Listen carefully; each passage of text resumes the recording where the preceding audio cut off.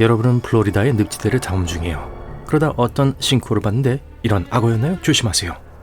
갑자기 아스팔트 도로에 도달했어요. 활주로 같아 보이지만 주변에는 공항 건물은 없어요.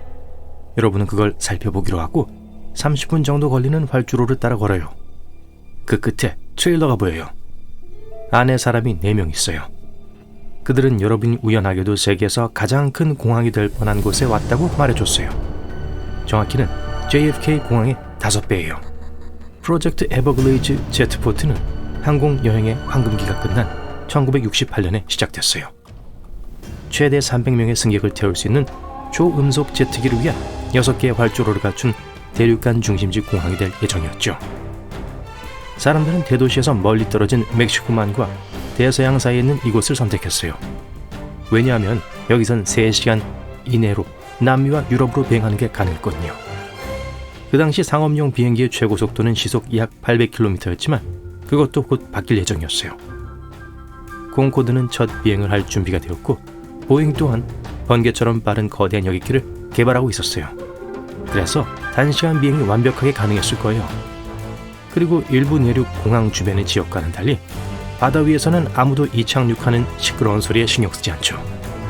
탑승객들은 대서양 연안과 멕시코만의 주변 도시들을 연결하는 고속철도를 이용해 새로운 허브로 이동할 거예요.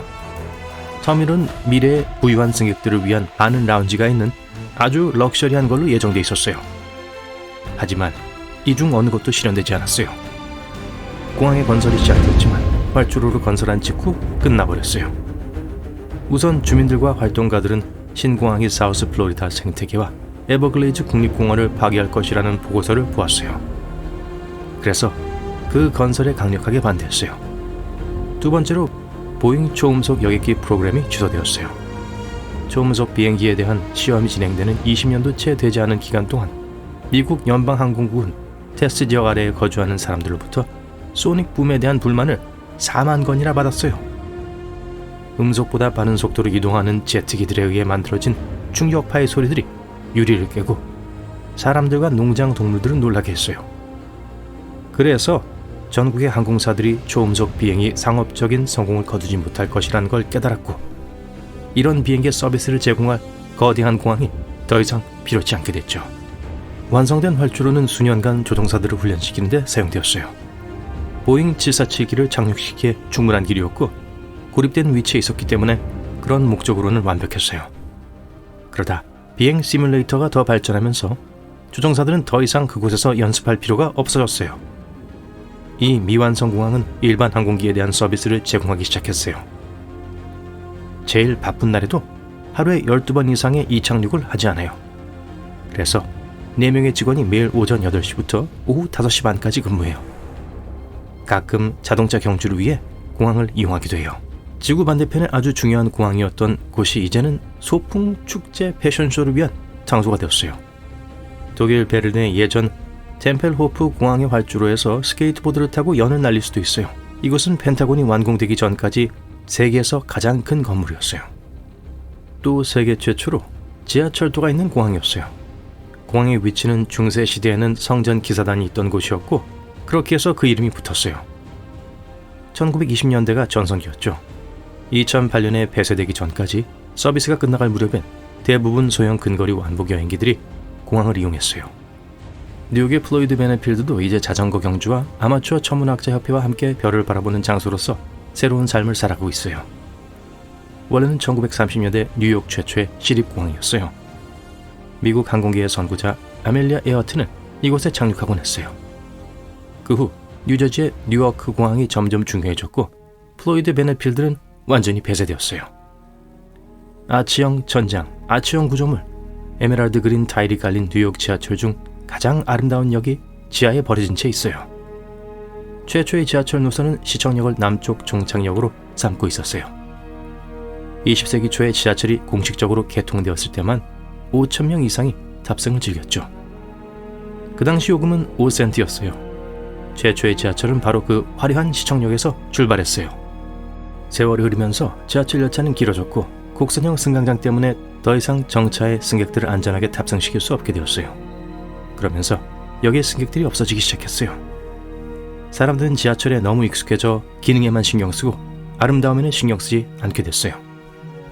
게다가 시청역은 항상 급행선로에서 벗어나 있었어요. 승객들은 훨씬 더 빠르게 이동할 수 있고 유명한 다리에서 더 가까이 내릴 수 있는 인근의 브루클린 브리지역을 대신 사용하는 걸 선호했고요. 그래서 오늘날의 시청역을 방문할 수 있는 유일한 방법은 뉴욕 교통박물관이 주관하는 투어에 참여하는 것뿐이에요. 적어도 80년 동안 볼리비아의 그레이트 폐기차장에서 출발하는 열차는 없었어요. 유니에서 멀지 않은 곳에 100대 이상의 기차를 찾아볼 수 있어요. 이곳은 칠레, 볼리비아, 아르헨티나의 주요 도시들 사이의 좋은 위치 덕분에 오랫동안 이 지역의 중요한 교통중심지였어요. 이 허브는 태평양 항구로 광물을 수송하는 데 중요한 역할을 했어요. 20세기 중반이 되자 광산 자원이 고갈되어 폐쇄되었어요. 기차들은 염전이 녹이 슬도록 방치되었죠. 금속을 부식시킨 연풍해 때문에 아름다운 강철 기차들이 순식간에 폐허로 변했어요. 이제 이곳은 인기 있는 관광지가 되었어요. 만약 튀르키예에 간다면 완성되지 않은 채 비어있는 디즈니 스타일의 마을을 볼 수 있을지도 몰라요. 이 프로젝트를 담당한 회사는 원래 계획했던 것보다 약 200개 적은 500개 이상의 성을 짓는데 약 2,500억 원의 비용을 들였어요. 마법의 숲으로 둘러싸인 브루즈 알 바바스 마을은 전 세계에서 온 거주자들을 위한 레저 센터, 터키식 목욕탕, 몇몇 호화로운 가게들, 그리고 오락시설이 있을 예정이었어요. 사람들은 미래의 왕족과 같은 삶에 돈을 투자한 것에 기뻐했지만 그 후 경제 붕괴가 나라를 강타했어요. 구매자들은 프로젝트의 미래에 대해 우려했고 대부분의 자금을 꺼냈어요. 건설 회사는 파산했고 동화 속 마을은 그 이후로 버려졌어요. 20세기 중반에 튀르키예 카파도키아에 사는 한 남자가 집을 수리하던 중 닭들이 완전히 사라지기 시작했다는 사실을 알게 되었어요. 그는 미스테리를 풀기로 했고 땅을 좀 파다가 지하로 이어지는 어두운 통로를 발견했어요. 알고 보니 버려진 지하도시 전체로 이어지는 다른 집주인들이 찾던 600개의 출입구 중 하나였어요. 약 2만 명의 사람들을 수용할 수 있을 만큼 컸고 18층의 복잡한 시스템을 갖고 있었어요. 고고학자들은 이게 단순히 어둠 속의 터널만 있는 게 아니라 모든 문명의 흔적이 있다고 했어요. 그 아래에는 학교, 부엌, 건식 저장고, 소마구간, 그리고 많은 주거지들이 있었어요.